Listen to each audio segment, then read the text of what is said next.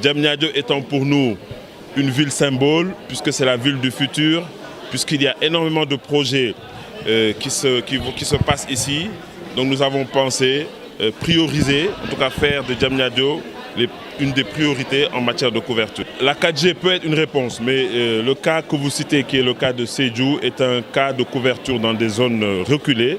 À ce sujet d'ailleurs, je dois dire que dans le cahier de charges que nous avons signé avec l'État, nous avons un certain nombre d'obligations de couverture. J'ai parlé tout à l'heure des capitales régionales, mais dans le cahier de charges, nous devons couvrir, quelle que soit la technologie, toutes les populations de plus de 200 habitants. Et nous sommes sur cette tendance-là tout à fait. Dans lequel fonds, tous les opérateurs contribuent à hauteur de 3% du chiffre d'affaires. Sonatel contribue à ce fonds. Aujourd'hui, il y a plusieurs milliards qui sont disponibles, que ces fonds-là justement puissent aller au secteur de télécommunications plutôt que dans un autre secteur comme ça semble être le cas aujourd'hui.